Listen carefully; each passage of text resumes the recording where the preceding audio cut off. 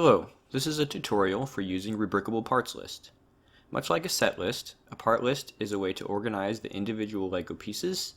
You may have a lot of these from LEGO sets that you've taken apart over the years, or you may buy many individual pieces in bulk or through Bricklink, and parts lists are a way to keep things separated by your own priority, and also to organize your list of parts with different groupings. To get to all your parts list, you can use the drop down from My Lego right beneath My Set List. That will take you to this page here. If you have multiple lists, you'll see them all over here in your summary. And to go in and work with a single list of parts, you can just click on that and it'll take you right into it.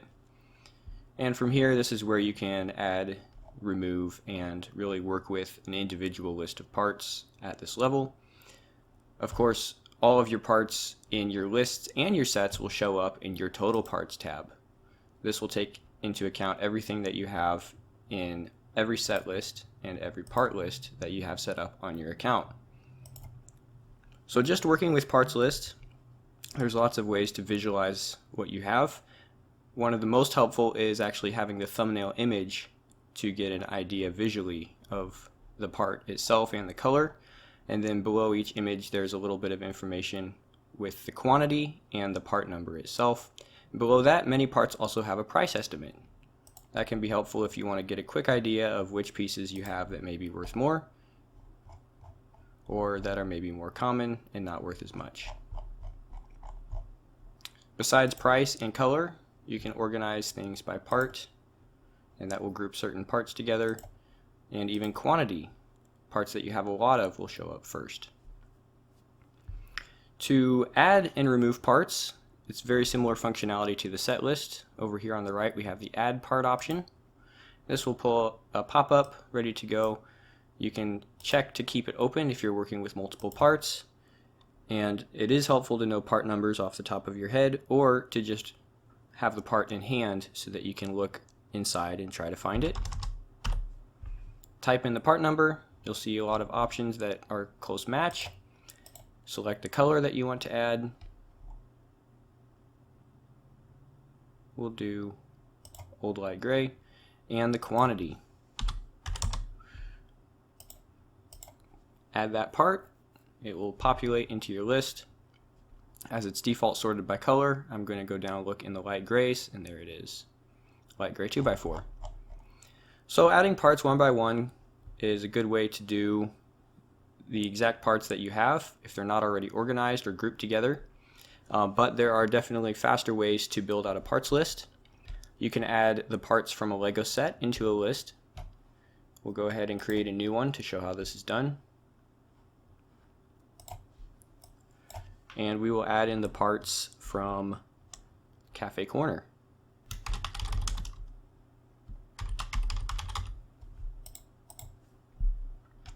Now that we have the list set up and ready to go, we'll go track down Cafe Corner.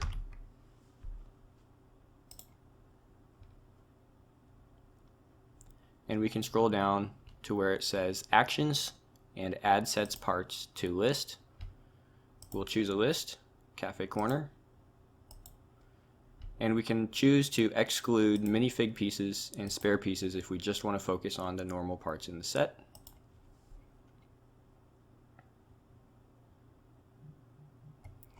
The parts have been added. Go back to our part list and see that there are 2,046 pieces in the Cafe Corner list. Now you have a list of parts in Cafe Corner. Another way to add a lot of parts fast is if you have placed a Bricklink order. We'll create a new parts list.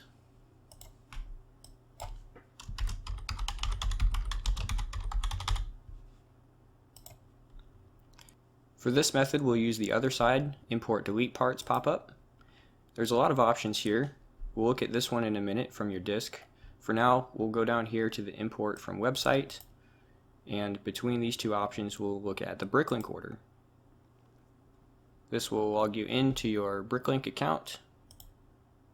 Once you're logged in, you should be able to see some of your recent orders. You can select up as many of these as you'd like to put in the same list. Scroll down and click on Append, and it will add those in.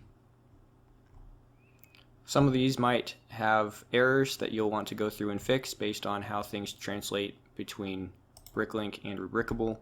In this case, it looks like the seller had incorrectly listed this part in dark bluish gray, but that's an easy fix. Up at the top it shows the colors this was released in, and we want to change this to dark gray. We'll do the same thing for this propeller. It was not released in metallic silver, but it was released in flat silver or pearl light gray. So there might be a little maintenance to do, but for the most part it brings in those parts pretty accurately, and it is definitely faster than adding them manually by hand. Let's create another list and look at adding things from a disk file. This will be a import example.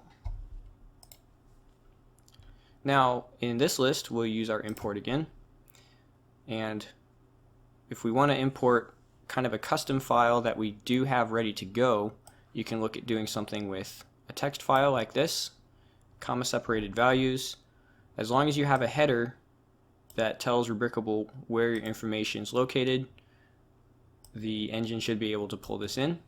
So I've organized it part, color, quantity, and then every new line is one entry with a part number, a color ID, and a quantity. So based on this, we'll pull this file in. You can select it from your disk or just drag and drop. Then you can click append parts. It will go through that list and try to append everything in your list. Do keep an eye out for these errors.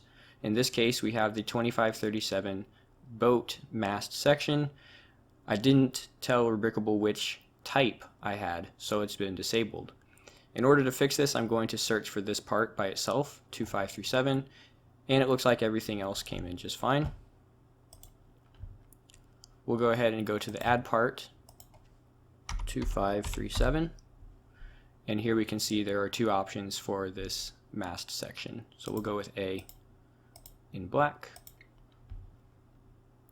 and here's the parts that are imported from my list. This isn't necessarily faster than adding them by hand, one by one with the pop-up, but it does give you the option to curate everything in a list before you do the upload. And of course, if you'd like to get an overview of all your parts, you can go back to your part list overview, and it will load everything in the same window from all your parts list. Finally, if you'd like to export things back out of a parts list to a file, just choose which one you'd like to work with. And over here we have some export options. You can look at a CSV, a Bricklink XML, a Brickstore BSX, or an LCAD parts bin file, and you can also show things in a table or a grid. The table is pretty handy. It does have these columns and rows line by line, and it gives you that thumbnail image as well. From there you can just print the screen, export to a PDF, whatever you'd like to do. Exporting it as a grid, very similar to how it's displayed here, it just fills up the whole page. This one gives you that pricing data as well. There's a short introduction to working with parts lists on Rebrickable.